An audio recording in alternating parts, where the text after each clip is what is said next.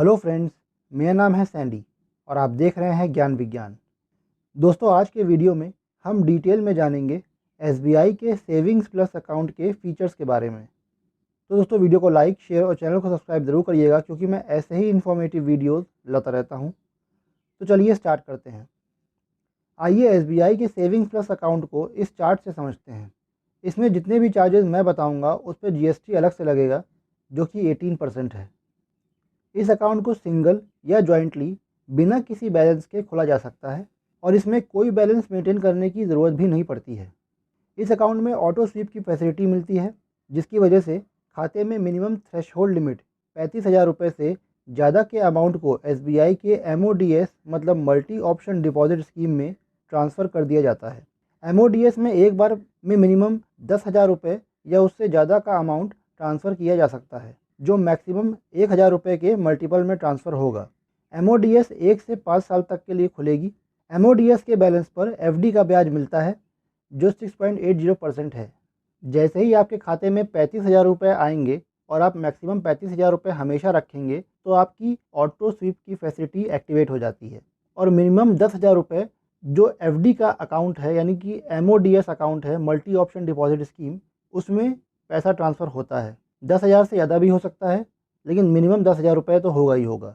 जो पैसा ट्रांसफ़र होगा वो 1,000 रुपये के मल्टीपल पे होगा, यानी कि खाते से 10,000, 11,000, 12,000, 13,000 ऐसे ट्रांसफ़र होगा 1,000 रुपये के मल्टीपल में। इसके अलावा एफडी जो है वो एक नॉर्मल एफडी नहीं है, वो एक एमओडीएस है, यानी कि मल्टी ऑप्शन डिपॉजिट स्कीम। इस स्कीम में पैसा डिपॉजिट आप कितने भी अमाउंट का, अलग अलग अमाउंट का डिपॉजिट कर सकते हैं, कई बार कर सकते हैं। ये है तो एफडी ही, लेकिन इसमें कई बार डिपॉजिट होता है। एफडी एक नॉर्मल एफडी जो होती है उसमें पैसा हर बार डिपॉजिट नहीं होता है। पहली बार में एफडी खुल जाती है, फिर वो जितने सालों के लिए खुलती है उतने सालों तक वही अमाउंट रहता है और उसी पर ब्याज बैंक देती है। एमओडीएस में ऐसा नहीं है, आप साल में कई बार जमा कर सकते हैं, कितनी भी बार जमा कर सकते हैं, आप खुद जमा कर सकते हैं। वैसे तो इसमें ऑटो स्वीप फैसिलिटी आ रही है, जिसकी वजह से बचत खाते से पैसा ट्रांसफ़र अपने आप एमओडीएस में हो जाएगा। एमओडीएस से पैसा निकाला भी जा सकता है। एक नॉर्मल एफडी से पैसा आप निकाल नहीं सकते हैं, उसमें निकालने की फैसिलिटी नहीं होती है। या तो आपको एफडी को ब्रेक करना होगा या मैच्योरिटी पर एफडी को क्लोज कर पैसा लेना होगा। इस अकाउंट में सेविंग्स अकाउंट इंटरेस्ट 2.70% है, जो क्वार्टरली खाते में जमा होता है। इस अकाउंट में एक चेकबुक 10 लीव्स की फ्री मिलती है हर साल, और फ्री चेकबुक्स ख़त्म होने के बाद 40 से 75 रुपये पर चेकबुक तक का चार्ज लगता है, जो चेक लीव्स पर डिपेंड करता है। इस अकाउंट में एसएमएस अलर्ट सर्विस का कोई चार्ज नहीं कटता है। एसबीआई में कैश डिपॉजिट के टोटल 3 ट्रांजैक्शंस फ्री अलाउड हैं पर मंथ, जिसको पार करने पर 50 रुपये पर ट्रांजैक्शन का चार्ज लगता है। इसमें कितने विड्रॉ ट्रांजैक्शन किए जा सकते हैं यह इस बात पर निर्भर करता है कि आप एएमबी यानी एवरेज मंथली बैलेंस खाते में कितना मेंटेन करते हैं। 25,000 रुपये से 1 लाख रुपये तक एएमबी मेंटेन करने पर ब्रांच से एक महीने में मिनिमम 2 से 15 विड्रॉ ट्रांजैक्शंस फ्री किए जा सकते हैं, जो एएमबी पर डिपेंड करते हैं, जिससे ज़्यादा ट्रांजैक्शन करने पर 50 रुपये का चार्ज लगता है। लेकिन 1 लाख रुपये से ऊपर एएमबी रखने वाले खाते में अनलिमिटेड विड्रॉ ट्रांजैक्शंस कर सकते हैं। नॉन होम ब्रांच से एक दिन में 50,000 रुपये तक विड्रॉल कर सकते हैं। नेट बैंकिंग, मोबाइल बैंकिंग से अनलिमिटेड ट्रांजैक्शंस किए जा सकते हैं। इसमें classical, silver, global, contactless debit card का इशुएंस फ्री है, पर एनुअल मेंटेनेंस चार्ज 125 रुपये कटता है हर दूसरे साल से। कार्ड महंगा लेने पर इशुएंस चार्ज लगता है और एनुअल मेंटेनेंस चार्ज भी बढ़ जाता है, लेकिन सिग्नेचर डेबिट कार्ड में कोई एएमसी यानी एनुअल मेंटेनेंस चार्ज नहीं है, लेकिन इशुएंस चार्ज है। एसबीआई में एटीएम से कितने ट्रांजैक्शन किए जा सकते हैं यह इस बात पर डिपेंड करता है कि आपने एएमबी यानी एवरेज मंथली बैलेंस खाते में कितना मेंटेन कर रखा है।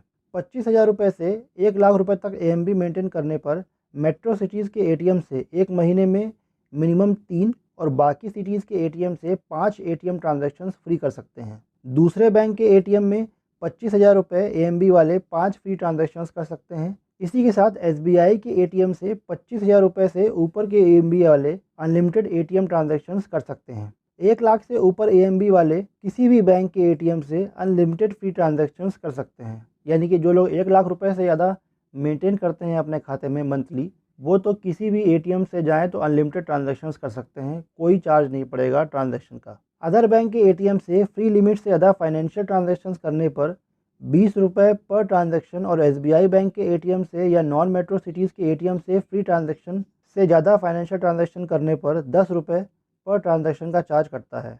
अदर बैंक के एटीएम से फ्री लिमिट से ज़्यादा नॉन फाइनेंशियल ट्रांजैक्शंस करने पर 8 रुपये पर ट्रांजैक्शन, नॉन मेट्रो सिटीज़ के एटीएम से फ्री लिमिट से ज़्यादा नॉन फाइनेंशियल ट्रांजैक्शन करने पर 5 रुपये पर ट्रांजैक्शन और एसबीआई बैंक के एटीएम से फ्री लिमिट से ज़्यादा नॉन फाइनेंशियल ट्रांजैक्शंस करने पर कोई चार्ज नहीं कटेगा।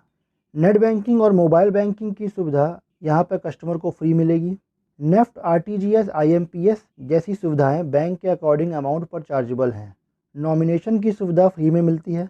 इसमें पहले 14 दिनों में अगर खाते को बंद करते हैं तो कोई चार्ज नहीं लगेगा, लेकिन खाता खुलने के 15 दिन से 1 साल के बीच में अगर खाता बंद करते हैं तो 500 रुपये तक का चार्ज लगता है। 1 साल के बाद कभी भी खाता बंद करें कोई चार्ज नहीं पड़ेगा।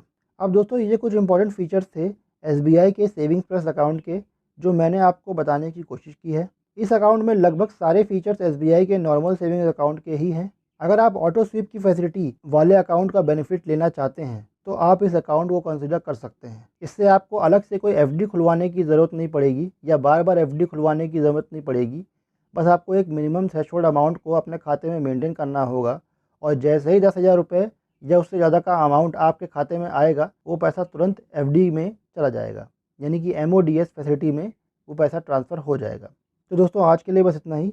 आज के वीडियो में आपने जाना एसबीआई के सेविंग्स प्लस अकाउंट के बेसिक फीचर्स के बारे में। उम्मीद करता हूं कि आपको आज का मेरा ये वीडियो अच्छे समझ में आ गया होगा।